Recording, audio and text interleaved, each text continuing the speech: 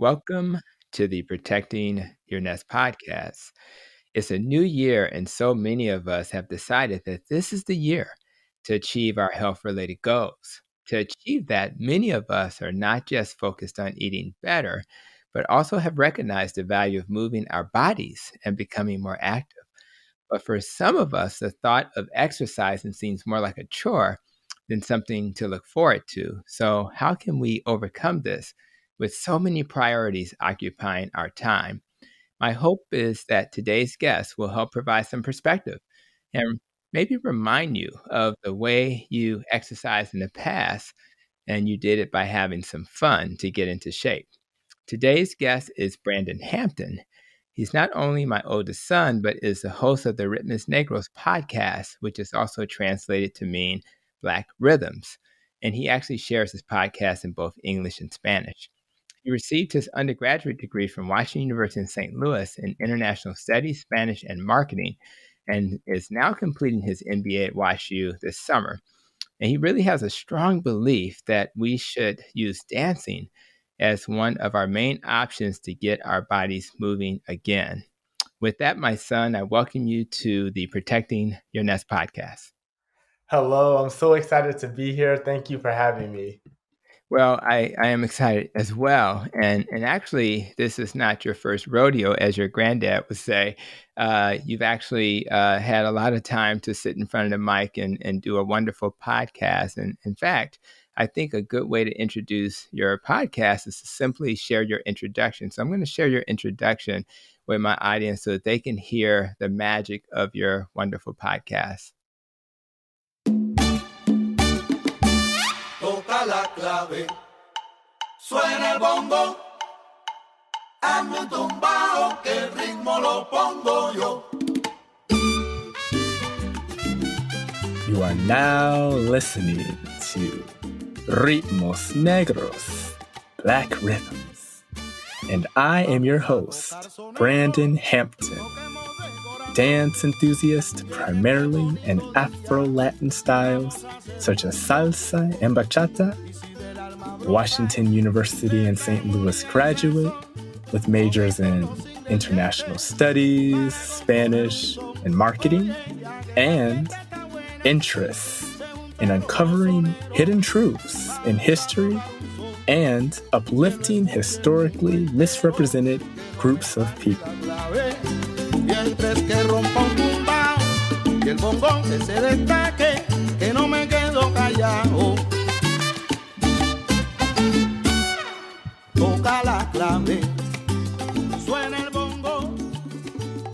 And I'm sure after hearing that intro, I'm sure that you're going to be excited to check out his podcast. So definitely check out my son's podcast. I think he's doing a wonderful job. I actually get jealous because he has music and entertaining guests, and I just think it's wonderful. So I'm very proud. So let's get started. So many people don't think that they have the gift to be a dancer, which, may be a barrier to them getting started and moving their bodies that way. So, but like your dad, you actually had two left feet, just like I did in the past. And then all of a sudden, the magic started to occur. So talk a little bit about the experience that got you into dancing and just what it's meant to you. Yes, of course. So it's interesting that you asked that too, because dancing, I always felt that dancing and music were important to me ever since I was a little kid, honestly. And it's something that I felt like I had to keep inside of me. I couldn't fully express how I felt or how I wanted to move my body or even just listen to certain music and songs in the moment. I felt very restricted. And I think a lot of it was just fear, fear to just move in public, fear to put yourself in that spot because dancing is so vulnerable. It's something that really allows you to see yourself how you truly are, and it's something that you can't hide anything about yourself. And when I think about those sort of years growing up and the fear that I would have, whether it be at a school dance for prom or at a family reunion where we just get around in a circle, a Soul Train line, and it would be my turn to come up and I would just be like, oh my gosh, this is the worst feeling, like worse than taking, the hardest exam of my life or anything like that. It was just, I did not want to do it. And, going on with that as well, I think a lot of it has to do with just the politics around men dancing too, and what men are, quote unquote, deemed to do in certain spaces and what they can't do based on what society says. And a lot of that for me meant that I couldn't move my body as sensually. I couldn't express my full range of movement of motion, because men were supposed to be support, we're supposed to be strong, very tense with our movements and stuff. We can't be flowy, we can't have too much hips, all these different things that come out of it. So it sort of came from that. And then in high school actually was the first real experience that I had, I think, with dance in a more formal environment, so to speak, because I did a musical. It was called In the Heights, a beautiful story about the Latin American community in New York, full of music, dance, colors, everything. And I remember, when I auditioned, because I was pretty much just a backup dancer, but I auditioned for a few scenes because each scene we had to audition separately for.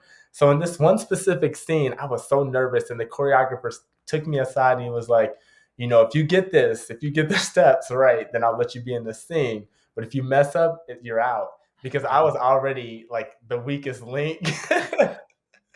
So he had to put me aside. So he started talking to me, and we started the choreo, and the first step was wrong. I messed it up.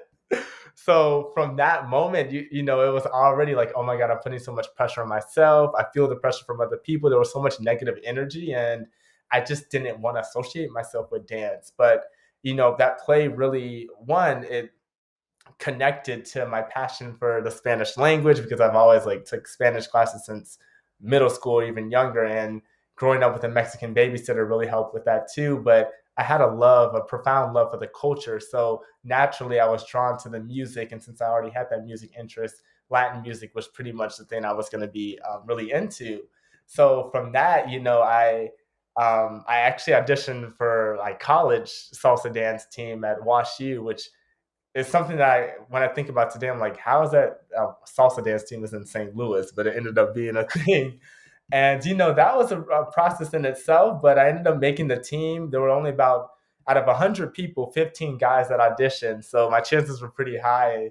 And they said I had a lot of potential, but I think it was just because there weren't as many guys that auditioned. Wow. But yeah, those are pretty much my first experiences with dance, specifically Latin dance, and connecting back to my interest in the culture.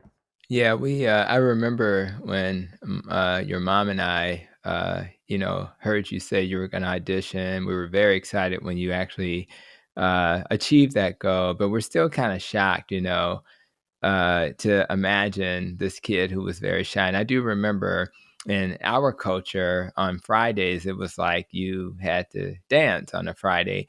Not only did you have to dance, they like to highlight the kids, right? So they say, get over here and dance with your grandmother, It's like, and it's like, and even as an adult, I was a little uncomfortable with dancing. That was never my thing. Unlike my wife, who likes to dance, and some of our other family members, and especially my brother. My older brother, he just he's insane when it comes to dancing. So I really appreciate that. And I think you must have inherited his genes when you became a dancer. And so it's really kind of cool.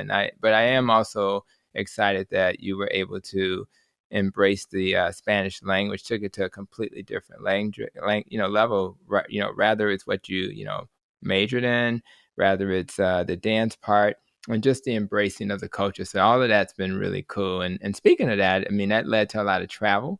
So you've been all over the place in the U.S. and in other cultures. So talk a little bit about how dance has, affected you as you've met other cultures, not only in the United States, but in other places. What's that been like for you? Yeah, so I actually just got back from Costa Rica a few weeks ago, and oh my goodness. Well, already the weather was amazing compared to just the icy cold winter of Chicago. So it was really nice being there. And it wasn't my first time there. My first time in Costa Rica was when I was in high school, and I stayed with a homestay family. And I remember there was a merengue lesson. And merengue is just a type of, they call it like a fast version, where you just pretty much move your hips, move your feet really fast. The music is very bumpy, very energetic, and it's from the Dominican Republic. But they did this in Costa Rica. It was a merengue class. The song was moviendo las caderas, a la derecha, a la izquierda, a la derecha. So then it was just like, you move your hips to the right, to the left, to the right. And this was really the first exposure in a class setting in Latin America to this style. And I was just like, I love this. It was just energy, raw energy, happiness, connecting with people through dancing. And that really was a great introduction, I think, to the Latin dance community, because it was pretty much like, very accepting. Like, it didn't matter what level you're at. And I think that's what I really fell in love with it, is that it didn't matter if I sucked. It didn't matter if I didn't know the steps. It's just like, we're having fun, we're dancing. It's not a competition. We're just connecting. So that Costa Rica, it has a very special place in my heart. But also Chile. I spent 6 months in Chile. I studied abroad my junior year, and the community over there is huge. There's people dancing on the streets, and I think that is what really separates, I would say maybe traditional workouts from dance, is that you can pretty much do it everywhere. And in Miami, there might be people working out on the beach, but in terms of dance, you pretty much find that everywhere. You can do it indoors, outdoors, by the beach, in the street. It's such a, in Chile, actually, they had a political situation. I want to say it was a very unfortunate situation a few years ago, dealing with basically the government and just a lot of corrupt issues there. But a form of protest was dance, a form of peaceful protest being dance, using instruments to create noise and say that, hey, we're here, we're using our voice, we're using our feet, we're using our arms, all these different body parts to create expression, to create emotions, because it is very emotional. So I think that's what it really introduced to me outside of the United States, is seeing dance from like these different avenues, whether it be political sphere, mental health, just creating energy and connecting with a community. I would say that's what really hit it home for me.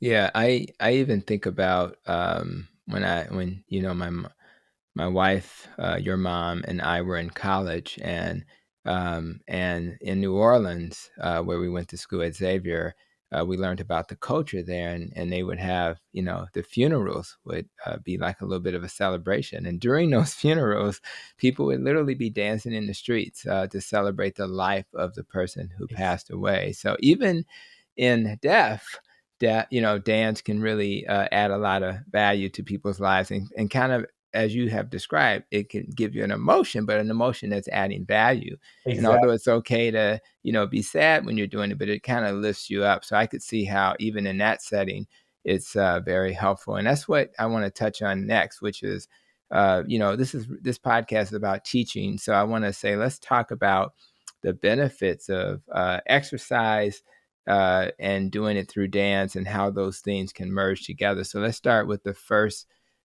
benefit that I want to talk about is you get a chance to meet new people, right? So Exactly. You kind of touched on that a little bit, but talk a little bit about, if you have a person who's kind of an introvert, and we both are introverts, ironically, even though we're doing podcasts, something about being in front of the mic that's not as intimidating. It's just like Michael Jackson. He probably is very shy and timid.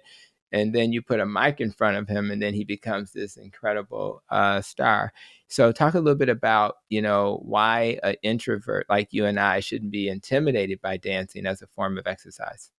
Yeah. So one, I want to say, like, I always self-describe as introvert by nature, but extrovert in the right place. Right. And I think that's the beauty of dance, is that it brings a whole other side of you, and that's just one example. It could be so many other forms for you personally, but dance for me, it brought out the extrovertedness. It brought out the creativity, the confidence, the self-loving, the sexiness, all these different adjectives that you can put to it. It just brought out all of these unknown He things. did say sexy, Nick's got sexy. Okay, keep going. Right. I love Latin dance, because you can express yourself in so many different ways. But it brings out all these different things of you, and I think that right there is like a huge sign to you that why not try it, and I can definitely relate. I, especially growing up, like, I was a super super shy person, super introverted and all that kind of stuff, and struggled with confidence a lot. But that's what dance helped with. It literally helped me. It gave me the skills to, one, believe in myself. It just gave me the confirmation, the self affirmations of believing in myself, believing that I am worthy, believing that I'm good enough, believing that I'm attractive, whatever that means. But it also gave me these awesome skills, social skills that I can apply to different situations. So even though, I've learned how to dance and connect with people through dance, it's allowed me to connect with people outside of the dance Mm-hmm. environment. And to give you an example, when I'm in business school right now, so, networking events and just establishing relationships with whether that be my peers, my professors, or even just recruiters, which is super important in the job search. A lot of these skills are transferable, and it gives you a lot of faith and trust in your gut, but also allowing you to know your foundation, because a lot of dance requires technique and training and just Mm-hmm. building and developing, but it gives you a space to then build off of that, be creative and improv. So I feel like I've been able to think more on my feet now, sort of improvise and really trust myself and not be afraid to do those different things.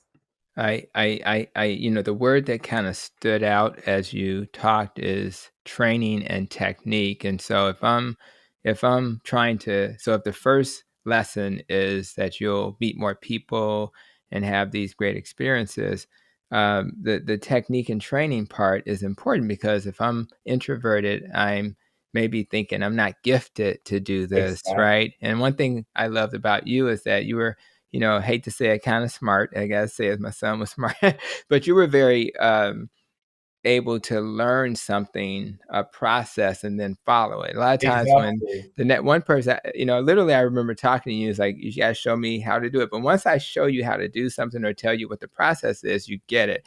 And so if a person is intimidated by dancing, but they can learn, just like you guys are really great cooks. We share some of your food on social media, Uh-huh. and you can learn anything. And if you're willing to learn something, you're gonna be able to figure it out. So you don't have to worry about, am I designed to do, like, I think my brother, he was probably designed to dance. He probably woke up dancing, when he was delivered, right? Uh, But for you, you had to kind of figure it out and learn it. And but nobody would ever know that if they just saw you dance. right.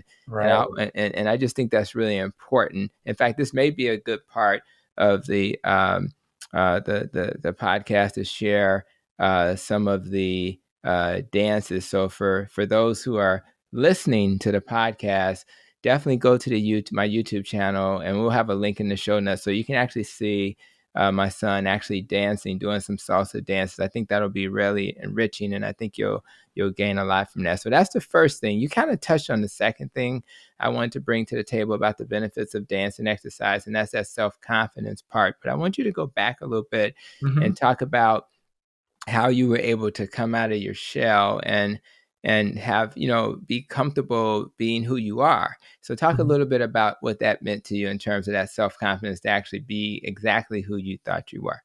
Yeah, it's one of those things that you constantly have to work on. You constantly have to challenge your norms and understand what your goals are in life, reevaluate your goals. And for me, it's been, as a queer black man, it's been a struggle, growing up, accepting myself and being confident in myself in a society that, doesn't fully support the LGBTQ community, doesn't fully support the black community as well. And, these two identities that are very complex. And, a lot of it has to do with realizing where you come from. I think that's a huge part of the roots. I mean, if I have to take it back to even the Ritmos Negros, of like uncovering the roots of the Caribbean, Latin American music and the black roots of it, and connecting back to who you are and the people that came before you, is a powerful way of, I think, staying confident and being rooted in your why. And when it comes to, trying different things, of going out of your comfort zone as well, I feel like if you just think back to different times in your life where you really struggled, and just sort of reevaluating what you have done differently in those situations, I think that can be really helpful. Because for me, for example, with um, wanting to express these different identities, wanting to express masculinity and femininity within dance and being comfortable, it did take a lot of just putting myself out there. And it's something that it's harder to say. It's easier to say than to do, I would say. But I feel like, sort of some things that I do is just honestly, like, telling yourself words of affirmation, surrounding yourself with people that support you. That's a huge part as a community. And one way that I actually found my community was joining my dance team, but I also joined a lot of groups online that have similar mindsets and interests. So I knew that, when I am down, I do have some people that I can go to. I have that immediate community for support. So I would definitely recommend finding your community and, using that community when you're in times of need. Yeah, it was, an amazing moment for us to have that discovery. I do remember when you came home. I think it was like after your first semester of college, and you shared with us that you were queer, and I was like, "What?" So it was kind of and I think for parents, it's more about their perception of what their expectations were, and in your brain, you have this expectation. He's gonna marry a girl, have babies, blah, blah, blah. And then when you hear something like that, it kind of jolts you. So you have to get past the jolt because of your expectations. But then for anybody listening who has a child, boy or girl, who gives them a discovery like that, it's so important once you discover that you love them to death after that. And that's what we are trying to do as your parents, is to love you to death, because we really were appreciative that you were, confident enough. Again, going back to self-confidence. And that's why I really want to thank the salsa community. I want to thank, all that you're doing with salsa, because if that's part of what helped you, rather it's the acting you did in high school, whatever it was that kind of allowed you to feel confident in who you were as a person, I'm just happy it happened. And I wish it had happened when you were younger, but that's okay. And I just think that's really, so again, we're talking about exercise, but there's so many lessons to be learned about how not just going to the gym and exercising, but doing something that will make you feel confident will give you this reward that you weren't even expecting. So we're just loving that. So thank you for sharing that part of you as well. Let's go to the third benefit, which is that dancing and exercise, it reduces stress, but it also and I think it does it by keeping your mind, off of other things that would be on your mind in the moment that you're dancing. So you're so focused on your dance and being in that moment. So I want you to talk a little bit about what happens in Brandon's brain when Uh-huh. he's dancing that kind of takes him away and reduces his stress. I mean, it definitely takes me away. Sometimes I wonder, where am I going? I'm just, I have no idea, but I'm here for it. It's like I'm being transported literally to another world, a world filled with. Have you seen that movie?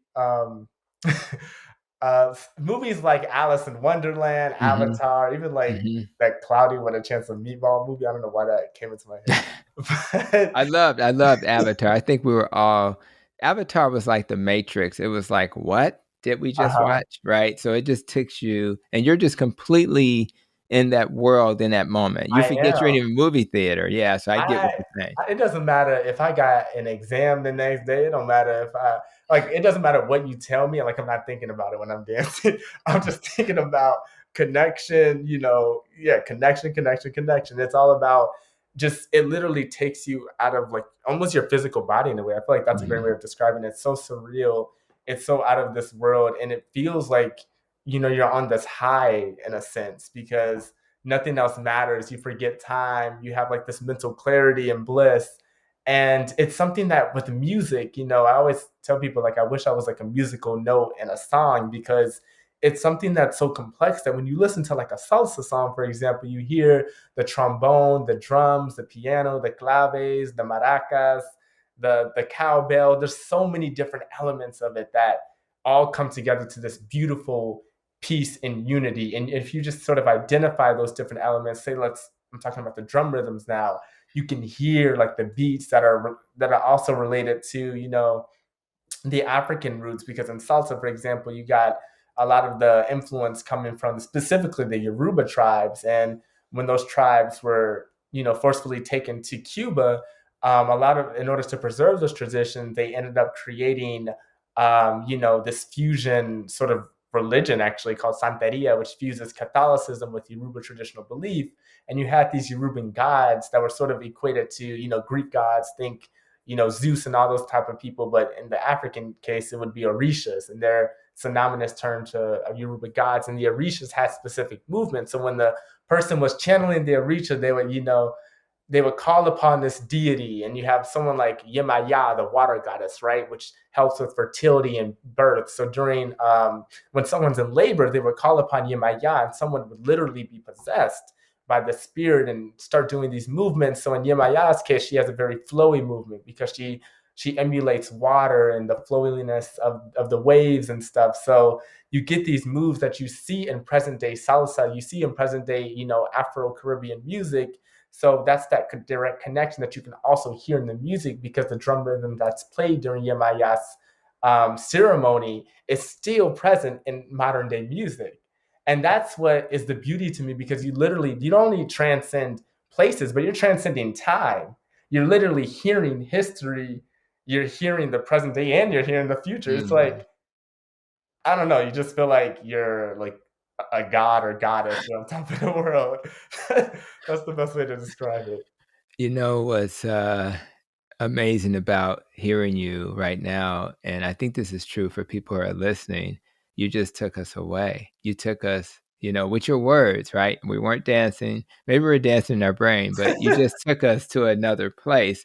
Another reason to lift your shirt up. This is why Ritmos Negros podcast. You just gave us a taste of the podcast. So you have the music in the background, but it's your voice and the storytelling and the education. I learned so much. I had no clue African American and Latin American culture had anything to do with each other, and you were able to share that. But again, if you tell it as a story, then while I'm listening to your podcast, I'm kind of not even paying attention to. Hopefully, if I'm in the car, I'm paying attention, but I'm not really paying attention to anything else besides getting home and listening to an episode. So again, I think that was a perfect way to illustrate it. Now, the fourth benefit of exercise. Let's combine the fourth and the fifth together. One is building muscle, yes, and the other is maintaining flexibility. And what I like about salsa is so graceful. It's like it's just like watching basketball, how they gracefully slide. And I know you and your brother were basketball players back. Shout out to Providence St. Mel's and the other teams that you guys were participating in high school and before that. But salsa is like, you got the muscle, you got the flexibility. So talk a little bit about the physical changes that you have experienced by being a salsa dancer. The beautiful thing about salsa and a lot of other partner dances is that you get a lot of benefit from it physically and emotionally. But from the physical standpoint, it's really interesting because you don't even notice it until you notice it. It's when it's happening in the moment, you don't realize it, because with a lot of dance, and you'll quickly learn this as you start getting into it, that, as I said, like it transcends time. You'll spend 5 hours, I'm not even kidding, 5 hours dancing. And okay, when's the next song? Like it's something that, you can just keep on going and going and going. And it's like, if you equivalent that to, let's say, running a mile, you might actually, at the end of the mile, you might be huffing and puffing and being tired and feeling less motivated. But I feel like with a lot of dance forms and anything that's involving music can give you so much stamina. And that's something that I personally have received from it. I have increased range of motion from flexibility, just whether that's doing just a lot of stretching as a dancer, that's super important. But it gives you all these flexibility skills, especially, in the hips and the shoulders, the core area. Those are like some huge muscle groups. And when it comes to definition, like them hips do not lie. Like Shakira say, you will notice. You will notice, trust me, because you're constantly using those same muscle groups as, the feet, legs, hips, the whole body really. And you're going to quickly start to realize those changes in your body as you're moving, because you're just exerting so much energy. And one important thing to do too is hydrate while you're out dancing or while you're doing any type of physical exercise. You want to make sure that, you're putting in just as much as you're getting out. So making sure that you're, as my father talks a lot about the keto diet and all that kind of stuff, putting in the good, food diet and liquids and stuff is very important too, to maintain the muscle. But, getting started, I feel like dance is a great way to sort of to get started and just really conquer that fear, because in the beginning it's hard to know what to do when you're Mhm. exercising. If you have no experience working out, it's like, what do I do? You can simply go on YouTube and literally type in, dance fitness classes. They have Zumba classes. I actually teach a dance fitness class at my university, and I love to incorporate all those Afro Latin rhythms as well. I give a little history in that too, but I think it's just such a great, fun, communal way of exercising.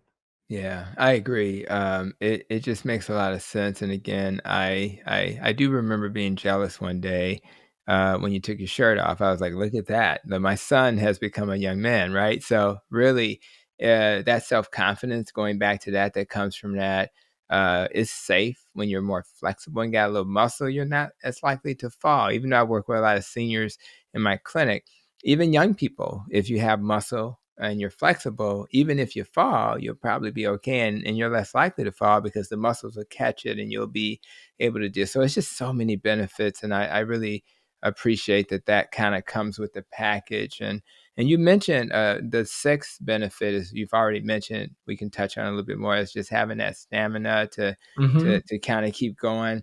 And that mental focus, number seven. So those two are important as a parent, because I want my kids to be successful, especially when you're in a top 20 school like WashU, and I want to make sure you're successful. And we know you've already benefited that way. I remember when you guys really embraced keto and intermittent fasting, and the grades just shot through the roof. If you recall, your Hmm. grades went up, and I remember your brother saying he wasn't tired. He likes to like kind of do work in the bed, and a lot of times you'll come in there and he's like sleeping.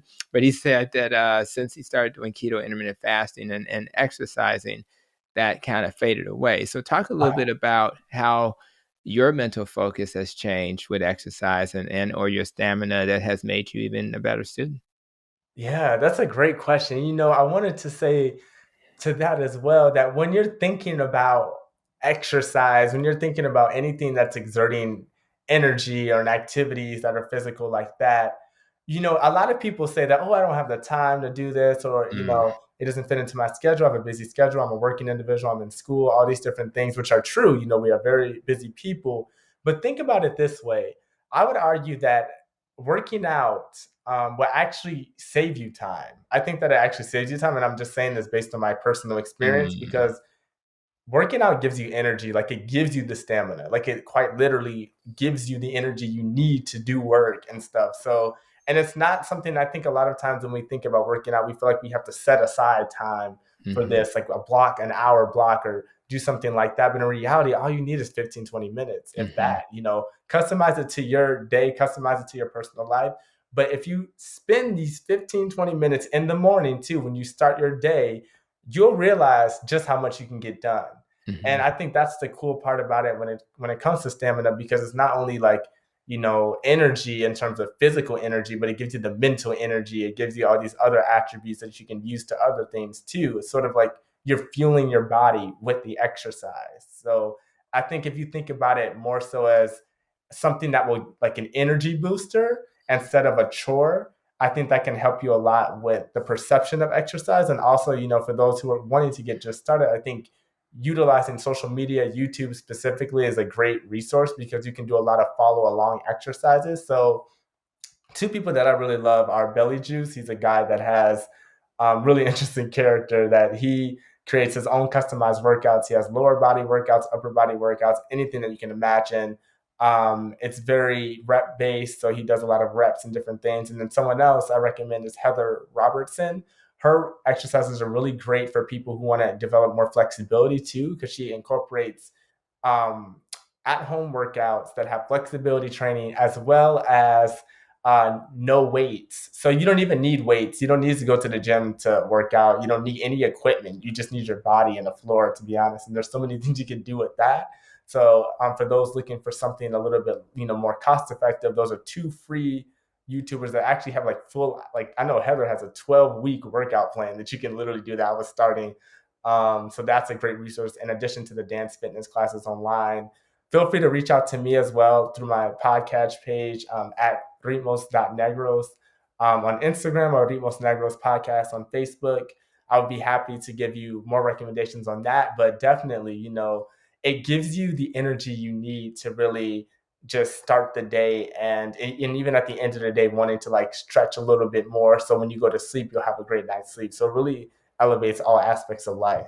Yeah, just listening to you reminds me of the book that I made you guys like master, if you recall, The 7 Principles of Highly Effective People Oh by my goodness, Stephen. yes. That's right. That's why you responded that way, of by Stephen Covey, I think. This part reminds me of that sharpening the saw. You remember Uh-huh. that? So the story goes that if you're, this guy's trying to chop down a tree with a rusty saw. And the guy is like, dude, if you just sharpen the saw, you'll be able to sharpen it faster. And he said, I'm too busy. I'm too busy to sharpen the saw. I have to cut this tree down. And then, at some point you realize that if I sharpen my saw, which is exercise, then I'll Exactly. be able to achieve so much more. And what I've learned is that if I get my sleep and I sharpen my saw when it comes to exercise, tonight is an exercise night for me, then the next day you're like an efficient like beast, and you can like get things done. And you're right. It's almost like if you just slow down and do it and get it done, then you'll be more effective. So it'll give you more time than you would have had. So everything you're saying, you're preaching to the choir. Now let's go to my 8th and 9th talking point I wanted to touch on during this podcast, which is there's 2 things about exercise I really love, which is it makes you feel good. And it also is fun. And I think most of us realize that the feel good comes from those endorphins. And for anybody that's ever ran or jogged, and I think we all jogged in the past, me, you, your brother, we jogged. Man, you feel so good when you're done. You get those endorphins. You feel like, man, this felt great. It was not necessarily great while you were doing it, but you certainly felt good afterwards. So, and the anticipation of that feeling was one of the things that helped you get through it. So talk a little bit about, the fun part of using salsa as a form of exercise. And do you also get that that nice endorphin rush, that feel good that comes with exercise? It is guaranteed. It is guaranteed that you will get endorphins, good feeling. I tell people it's better than sex. Watch yourself. Hey, I am telling you, like the connection. It almost feels like we're in a cult, because I feel like I have to recruit people, like literally convince people that you need to start dancing, because I'm telling you, it will change your life. It will literally. It's just the type of energy that it almost seems mythical or out of this world, that you're just accessing this energy. I don't know if it's the ancestors, who knows.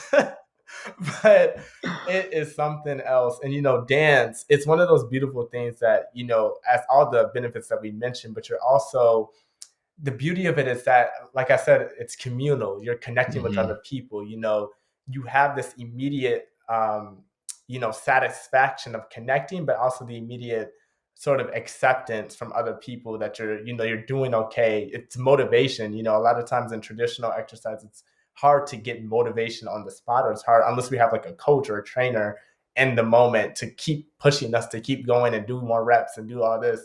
It's harder. But when you're in dance, all of these things are just, it's natural to the environment. So it's things that you don't even have to think about it, because it just happens.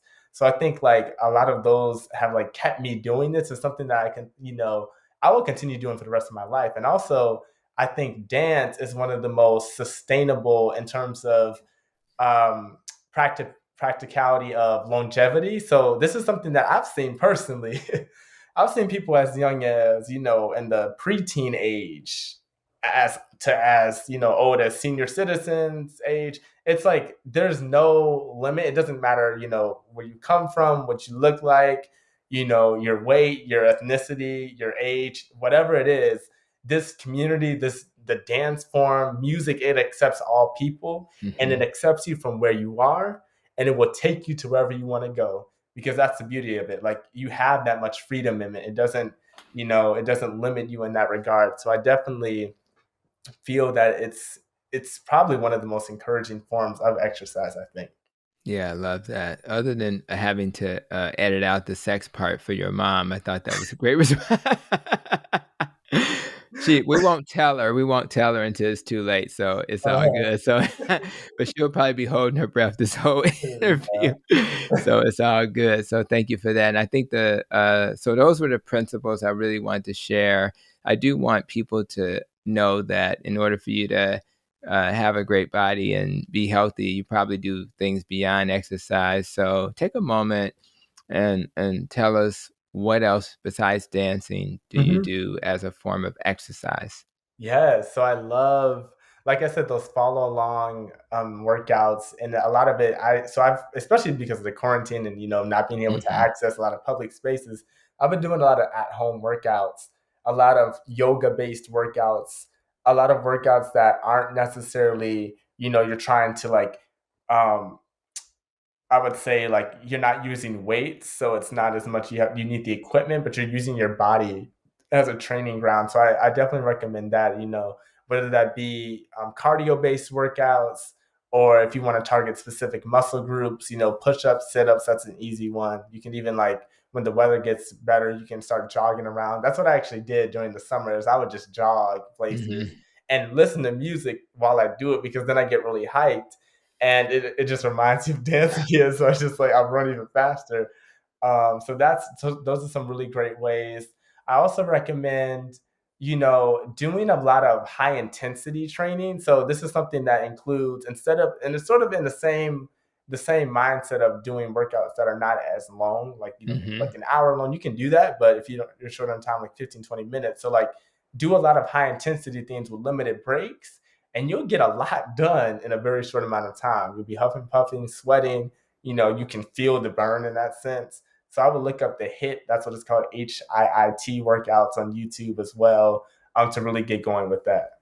Yeah, thanks for bringing up HIT. I was definitely inspired to do HIT, HIIT, but I also had seniors because I kind of when I think about HIIT, I think about like Walter Payton, the old football player back in the day when the Bears were winning, Super Bowls in the Chicago market area, and I think about him running up hills and going down. But I also have a lot of seniors, so when Uh-huh, I discovered Dr. Ben Bokikio, he does high intensity training without the extra I, and it's slow and steady. It's intense. uh-huh, It's short duration.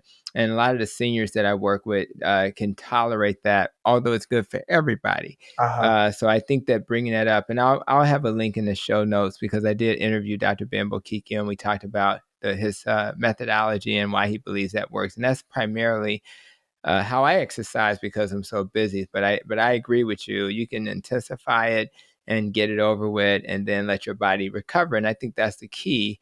If you don't recover, you're probably not going to grow muscle. And I think that's really important. So I think that the lessons that we share today are very foundational. I think that as we try to protect our nests, we have to, not forget about that E in the nest, which focuses on exercise. Because if you don't exercise, you probably won't be metabolically as healthy as you could have been. So I think that's really important. I also am excited about your future and the things you're going to be doing as you finish your MBA this summer and hopefully go into business and figure out how you're going to navigate, obviously grow your podcast, YouTube channel, and all of those things. So as you think about how you're going to protect your personal nest, yes. what parts of the nest and rope are you going to focus on? Are there areas that you really want to give extra attention right now? Yes, definitely. And I know we've talked a lot about, nutrition, whether that be the keto diet and things of that nature, exercise.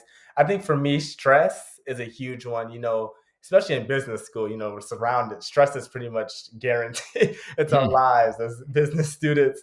But, and the pandemic, a lot of these different things, there's so many things happening in the world. Stress can be a huge, just distracting thing as well. And I think if we can learn how to monitor stress, learn how to reduce stress through exercise or through other activities that bring us joy, specifically with exercise that brings us joy. That's the key there. Hmm. So, thinking about how can we improve our lives in that way, but also trauma because, the pandemic has caused a lot when it comes to that. And I think a lot of us as well, I've personally believe in therapy as well and the Hmm. powerful effects of therapy and speaking to to another human being about your feelings. I think that's super important. Something that I plan to continue, can be very helpful to strengthen all other aspects of your life. But I would also say that, another huge thing that we often forget is the emotional piece, the life Mm-hmm. experiences. And especially now with everything locked down, there's so much fear.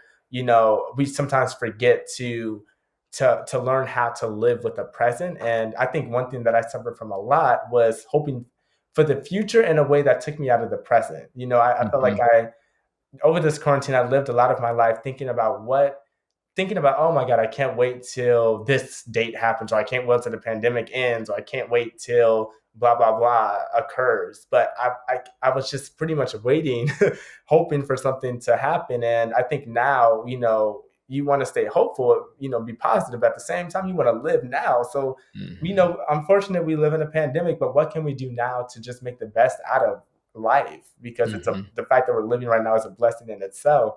So I feel like, it would be very beneficial for us to just actually experience to the fullest what we can do, in this Mm-hmm. time.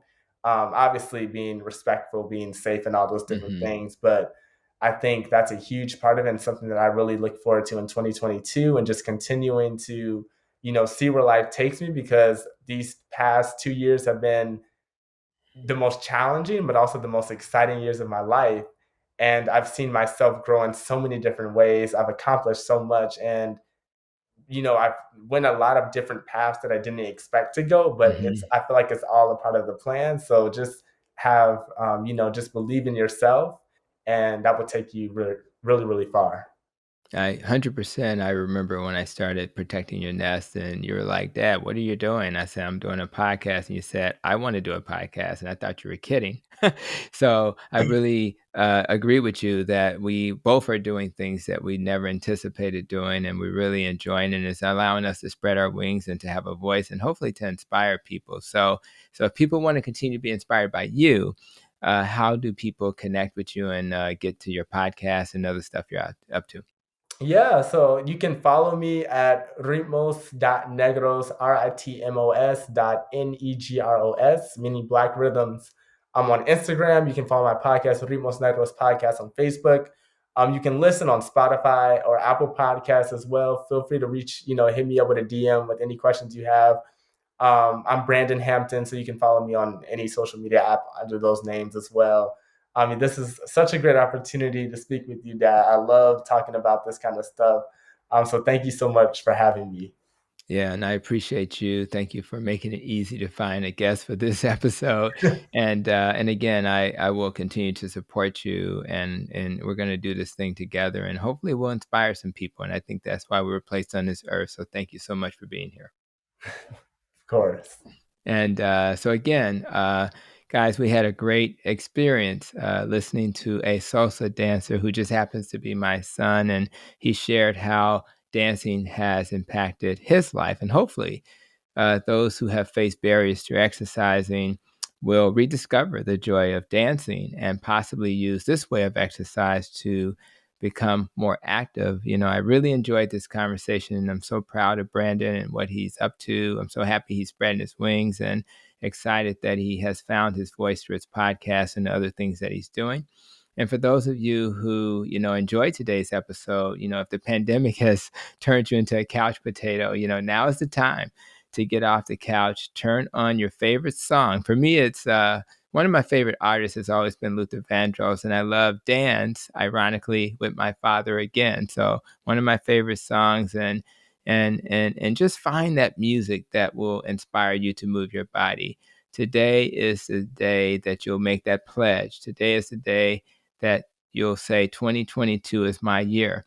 And I promise you, and Brandon promises you, that you won't regret it.